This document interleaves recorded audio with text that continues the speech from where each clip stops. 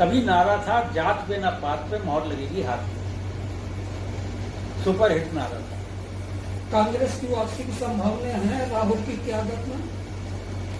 Sir आपने Titanic का जिक्र किया सुल्तान साहब, टाइटैनिक अगर आपको याद हो तो कब डूबा था? 1913 में।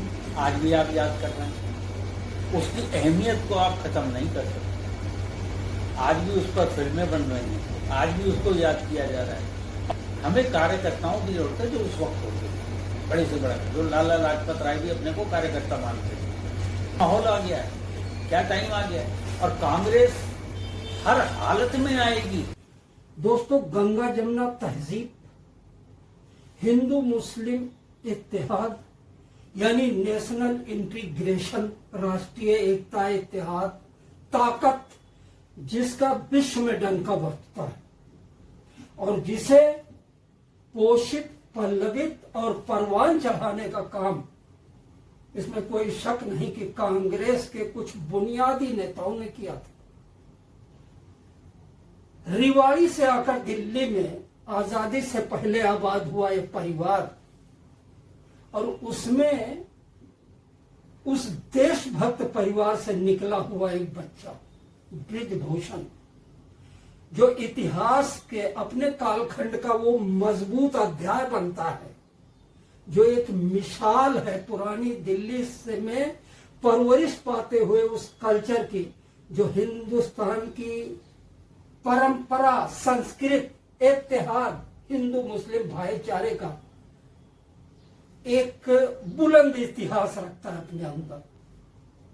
जवाहरलाल नेहरू के समकक्ष, उनके प्रिय, कांग्रेस के 5 उच्च पदों पर पहुंचे हुए एक ऐसे पदाधिकारी जो इतिहास, जो जिनका रिकॉर्ड कोई आज तक नहीं तोड़ पाया, अपने वक्त में सिने जगत के इतिहास पुरुष रहे, लिविंग लेजेंडरी दिलीप कुमार के दोस्त, सहयोगी, कौन थे ये बृजभूषण शर्मा? उनकी जिंदगी के कुछ अनछुए पहलुओं से आज हम वाकिफ कराते हैं, और वाकिफ कराने वाले कोई और नहीं, उन्हीं के बेटे, और पुरानी दिल्ली से पिछले 39 सालों से निकल रहा एक लोकप्रिय पाक्षिक हिंदी अखबार राष्ट्रीय विश्वास, उसके प्रधान संपादक,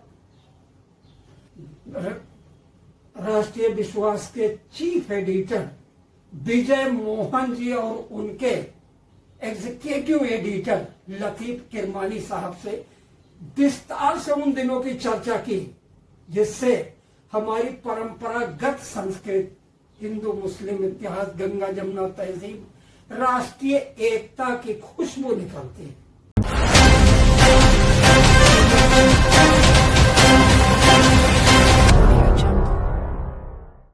आपका स्वागत है सेकुलर भारत न्यूज के ऊपर। सबसे पहले आपके दर्शकों को नमस्कार, आदाब, प्रणाम।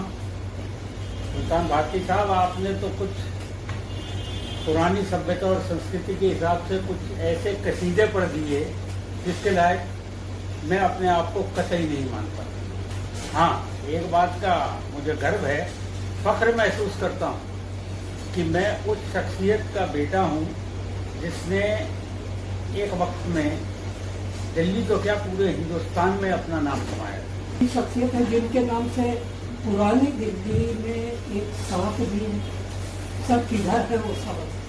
देखिए, सड़क है दरियागंज में, मेन रोड के साथ, दरियागंज के थाने से लेकर बहुत लंबी सड़क 1.5 किलोमीटर की महावीर वाटिका तक, और जो चौक मेन है नेताजी सुभाष मार्ग पे, जहाँ से जाम मस्जिद और लाल किले को जाया जाता है, उस चौक का नाम भी उनके नाम पर रखकर उन्हें सम्मानित किया गया। किस दौर और किस क्या कहते हैं टाइम में इसका निर्माण हुआ था सड़क का? ये 2003 में पापा जी की डेथ हुई थी आकस्मिक, और उसके बाद 2004 में एमसीडी ने अपनी तरफ से उस सड़क का नाम शिलान्यास किया और उसका रखा, और 2005 में इस चौक का नाम अपने ही आप उन्होंने क्योंकि मेरा कोई पॉलिटिकल कैरियर उस वक्त नहीं था, कुछ नहीं था। लेकिन एमसीडी ने नगर निगम में राम बाबू शर्मा थे, शीला दीक्षित भी थी। उस दौरान इन दोनों सड़कों का नाम उनके नाम पर रखकर, चौक का नाम उनके नाम पर रखकर उन्हें सम्मानित किया। इसका मतलब दिल्ली की उस सभ्यता संस्कृति को सम्मानित किया जिसके लिए दिल्ली गर्व कर सकती है। सर कुछ बताएंगे उनके बारे में? सुना है कि कांग्रेस के बड़े मतलब दिग्गज समझे जाते थे और कई पदों पर सुशोभित रहे। देखिए, वो बचपन से देश के लिए, राष्ट्र के लिए उनका एक प्रेम था। वो उनकी पढ़ाई पैदा तो रेवाड़ी में हुए थे, लेकिन हरियाणा रेवाड़ी। इमीडिएटली वो फिर दिल्ली आ गए थे हमारे बाबा जी पंडित रोशन लाल जी, और ये अपने मामी के पास पढ़ने के लिए मेरठ में ये चले गए। उनके कोई बच्चा नहीं था तो वो इन्हें ले गए। तो आपको जानकर खुशी भी होगी कि प्यारेलाल शर्मा जी एक बड़ा नाम है हिंदुस्तान के स्वतंत्रता सेनानियों में से। प्यारेलाल शर्मा जी के नाम पे कॉलेज हैं, सड़कें हैं, सब है। उनके साथ इनका बचपन बीता, नहीं हुए थे 42 में। बचपन होते हुए भी इन्होंने स्वतंत्रता के युद्ध में हिस्सा लिया। ये इधर से उधर बच्चे के तौर पे चिट्ठियां पहुंचाते थे। जितने लोग गिरफ्तार हुए थे, नेता लोग गिरफ्तार हुए थे, उनके घरों तक मैसेज पहुंचाना, उनके इधर से उधर संदेशों को पहुंचाना, वो काम ये बचपन से करते थे। नेहरू जी और उसके बाद शास्त्री जी, इंदिरा जी, ऐसा कोई नाम नहीं है जिसके साथ पापा जी ने काम नहीं किया और जिनकी छाप इनके जीवन पर ना पड़ी। सर एक चीज और, मैं बीच में रोकने के लिए माफी चाहूंगा। एक चीज मैंने और सुना कि क्या कहते हैं, बकायदा तत्कालीन देश के प्रधानमंत्री, पहले प्रधानमंत्री के साथ बड़े घनिष्ठ संबंध हुए, वो कैसे, कुछ बताएंगे? भाई हमने अपने बचपन में, आप यकीन करेंगे कि 3 मूर्ति भवन में नेहरू जी के साथ कुश्ती के तौर पे कुश्ती तक खेली है हमने। कि नेहरू जी ने, मतलब कुश्ती अखाड़े में नहीं, लेकिन हम लोग जाते थे, वो मिलते थे, घर जैसे संबंध थे। और उन्हें पूरा यकीन अगर किसी पर था तो पापा जी पर था। उनके साथ उनकी सोच। एक बार की बात है कि पापा जी दिल्ली के चेयरमैन बन गए थे। उस टाइम तो नगर निगम होता था, वो चीफ मिनिस्टर की हैसियत होती थी चेयरमैन की। दरियागंज में आज भी मैं उसी 2 कमरे के मकान में रहता हूँ जिसमें तब रहा करते थे। उस वक्त पापा जी दिल्ली प्रदेश कांग्रेस कमेटी के अध्यक्ष थे, स्टैंडिंग कमेटी दिल्ली नगर निगम के चेयरमैन थे, लीडर ऑफ द पार्टी थे, इंटक के प्रेसिडेंट थे और ऑल इंडिया यूथ कांग्रेस के प्रेसिडेंट थे। 5 पोस्टों पर एक साथ रहने वाली एक ही शख्सियत दिल्ली में हुई है, वो पापा जी थे, जिस बात का हमें आज भी गर्व है, फख्र है। तो उस टाइम की नेहरू जी से ऐसे संबंध थे कि कोई सी आदमी का कुछ काम था और वो नेहरू जी के पास गया, पैसे वाला था, नाम तो नहीं बताऊंगा। तो उसने कहा जी मेरा काम नहीं हो पा रहा। उन्होंने कहा आप दिल्ली में का काम है तो ब्रिजमोहन के पास जाइए। उन्होंने कहा जी वहाँ मैं गया था लेकिन काम नहीं हुआ। तो बोले काम गलत होगा इसलिए नहीं हुआ। अच्छा, इससे बड़ी कोई उनका सम्मान नहीं। शुरू से आपकी फैमिली, ब्रिज जी की फैमिली इसी मुस्लिम इलाके में रहती थी? मैं पैदा हुआ खारी बावली में। कभी मुस्लिम या हिंदू इलाकों की बात उस जमाने में नहीं हुई, कभी नहीं हुई। ईद भी उसी ढंग से मनती थी और दिवाली भी उसी ढंग से। गंगा जमनी तहजीब का मतलब तो हमें जब बड़े हो गए तब समझ आया, लेकिन हमें कहीं फर्क नहीं था कि स्कूल तक, कॉलेज तक, कि कौन हिंदू है, कौन मुसलमान है, कौन सिख है। सब यार दोस्त होते थे, फैमिलियाँ होती थी, आपस में सेवैयाँ हमने बचपन से खाई, मिठाई हमने बचपन से बांटी। उस टाइम में एक तरफ सर आपने वो अपने बचपन में उरूस देखा और उम्र के इस दौर में जब जवानी से थोड़ा आगे पहुंचे हैं और आज ये दौर देख रहे हैं, कैसा लगता है? नहीं, हमें आने वाली पीढ़ी के लिए चिंता होती है।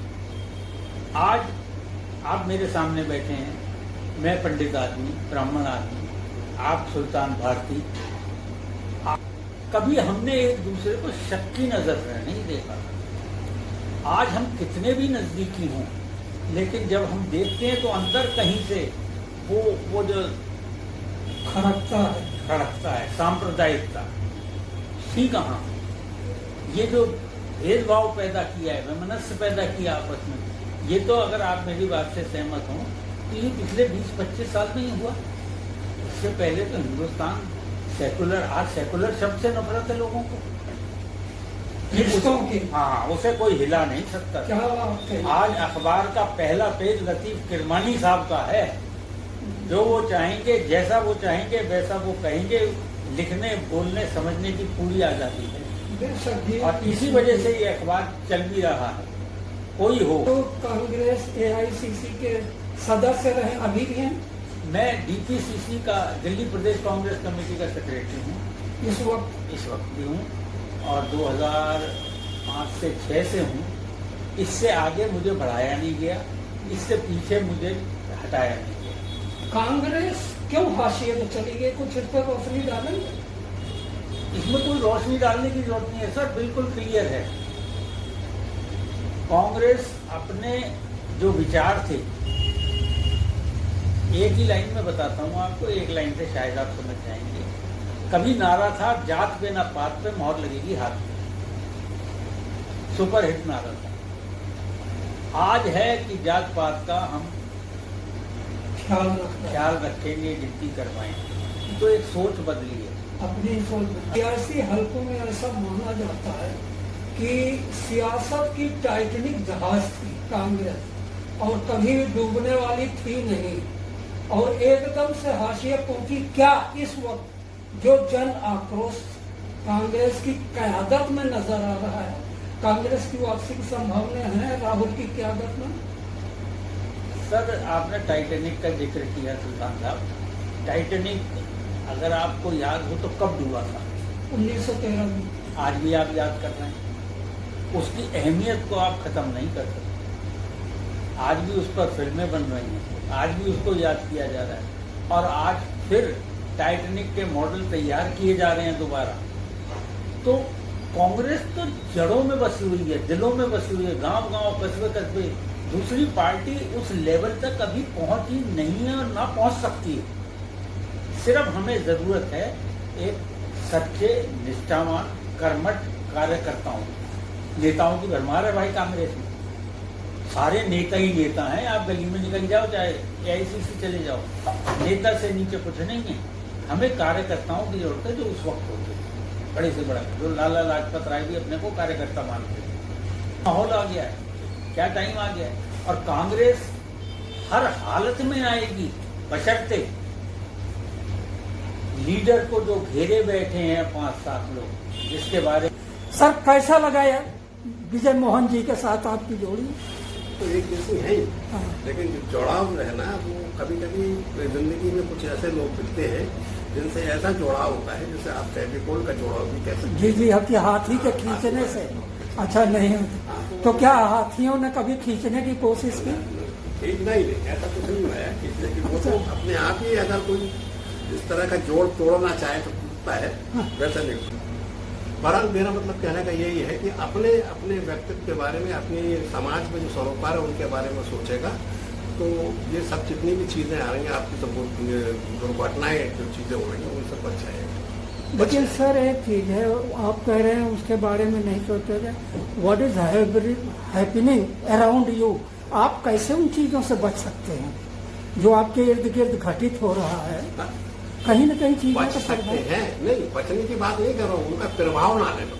अच्छा, बहुत बहुत शुक्रिया सर, थैंक यू। उसके प्रभाव में ना आए। और एक बार फिर शुक्रिया।